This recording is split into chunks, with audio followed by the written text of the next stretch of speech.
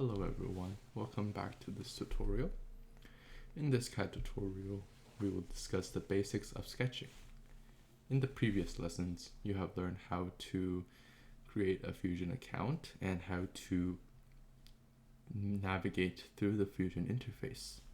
So now we will begin with how to create a sketch and what you can do in the sketch environment. As we know, the basis of any project is a 2D sketch, because to make any 3D object, we must have a 2D object to base it off of. So let's begin. First, you can notice that the Create Sketch button is on the top left here. You also may know that the sketches must be on a plane. We will find out later that we can actually create our own planes that are typically more useful. But for our purposes right now, let us begin with one of the planes that have already been provided. Simply left click on one of these planes to enter the sketch environment. You can see now that everything is reduced to a 2D plane along the plane that you have selected, and it is not recommended to move around during this stage, although you technically can, but usually we do not want that. You can notice that on the top here, the buttons have changed.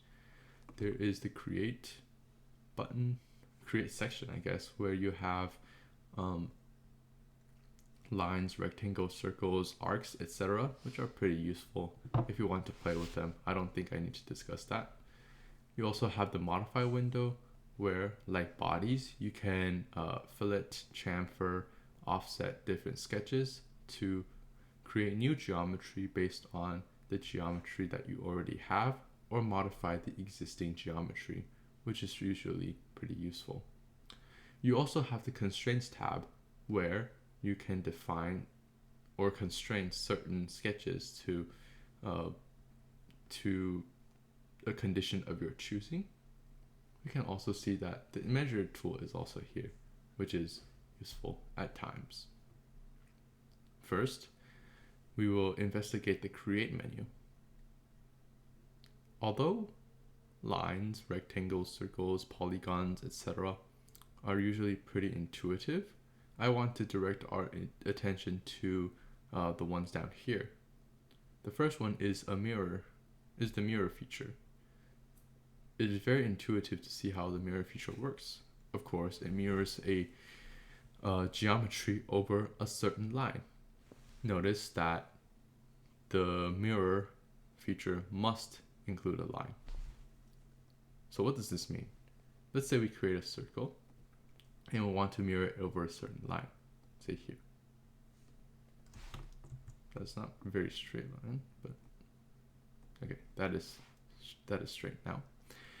And we can mirror it over this line by selecting this and selecting the mirror line as this one. So now we have these circles constrained to be mirrored, right? Notice how right now there are auto applied constraints where Fusion infers what you're trying to do and makes these constraints based off of like whatever you do in the sketch interface, and usually those are pretty good, but you can manually remove them if they are unnecessary. I would also like to point out that this line does not actually serve any purpose other than serving as the constraint geometry as part of the mirror feature. So it is oftentimes useful to declare this as a construction line such that it will not be included in the extrude environment. For example, if I create a rectangle here, it will not split the rectangle in half. Another thing that I want to point out are the patterns and rectangular patterns. I mean the circular and the rectangular patterns, which of course are very intuitive as they create a pattern around some point in the circular case, or around two lines as in the rectangular case. Another interesting feature is the project feature. Oftentimes, if we have more complex components, we want to be able to reference them within the sketch.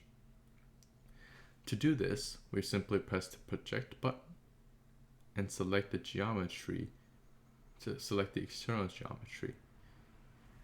Then it will be projected, I guess. It will take a slice out of that 3D object and project it onto our 2D sketch plane, which is usually pretty useful, since the alternative is to manually draw it and see if it lines up, which is usually not very rigorous. Something else that I want to point out is the sketch dimension. This is very useful because you get to, for example, define the radius of the circle, like so. This is actually the diameter of the circle, but you can see that it is, let's say, it's 5.369 millimeters. We can also say, we can also change it to perhaps 5 millimeters. Notice that since we mirrored the object, this right object automatically updates as well. Furthermore, since Fusion is known for parametric design, we can also write this as, for example, diameter equals 5 millimeters. And then to modify this, we can simply go to change parameters and change the model parameters within the sketch. It is called diameter, and we can change this to, say, 7. And you can see that it updates here. This is very useful because, for example, this year we had a turret, and parametric design was very useful there because it could update the turret compression very rapidly without me changing anything, because the computer will just perform these tasks for me, which is very helpful. Next, we will move on to the Modify tab. These are usually pretty simple, and of course I already pointed out the Change Parameters button. In the Constraints tab, we can see that there's Auto Constraint, which is not very useful, I would say. But you can also see that there are many other manual constraints, which of course help when you are doing parametric design or trying to make a geometry that is well defined, I guess. For example, if we did not have these constraints, you can see that there are these symbols that are in line with these geometries. If we did not have these constraints, then this right circle would not update as we change the parameters over here, and that would mess everything up, because then you would have to go in and manually change and define dimensions for every single object, which is time consuming, and I'm lazy. Some things that I want to point out in the Constraint tab that are especially useful are coincident. We want, for example, some line to coincide with another line, or a point to coincide with another point, which is better than just like dragging the line so that it touches each point. For example, we can see that it actually has an implied coincident constraint here on the rectangle, because these lines must coincide at this point. Next, we can see that there is tangent, which of course is very intuitive, as it is just a line tangent to another line.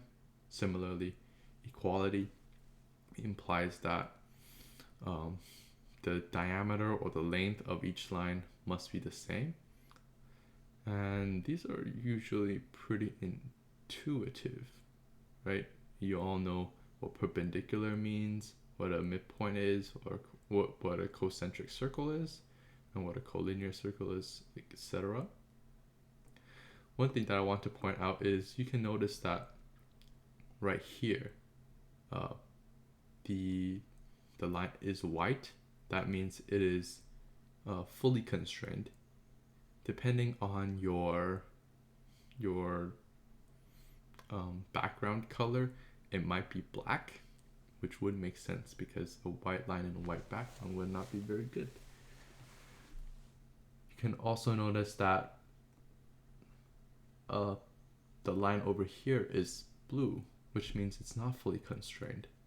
And the white, of course, means that it is fully constrained, that you can't actually change anything. Like you can't move it.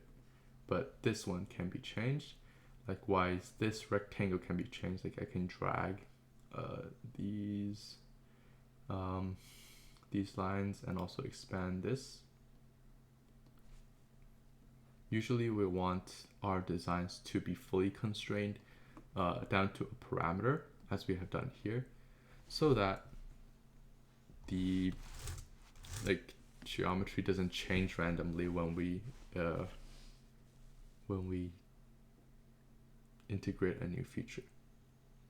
For example, to fully constrain this geometry, we can simply use tangent. Let's say it must be tangent to this line, and it must be tangent to this as well. And you can notice that this one is not fully constrained just because this line is able to move. So let's just fix this one. And now this one is constrained, and let's say we want the distance from here to here to be distance equals 2.5 millimeters. And let's see, why is it not fully constrained? Aha, you see, because it can slide back and forth. So that's also a pretty good troubleshooting tool to know where you need to add constraints. For the sake of simplicity, let's say it is collinear with this line. And now everything is fully constrained, and we can change parameters as we wish. And I think that is all that I have for the sketch environment.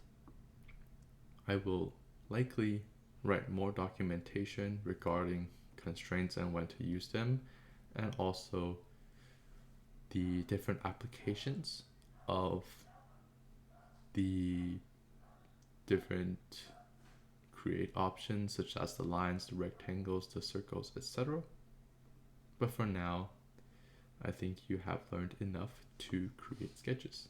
Thank you for watching.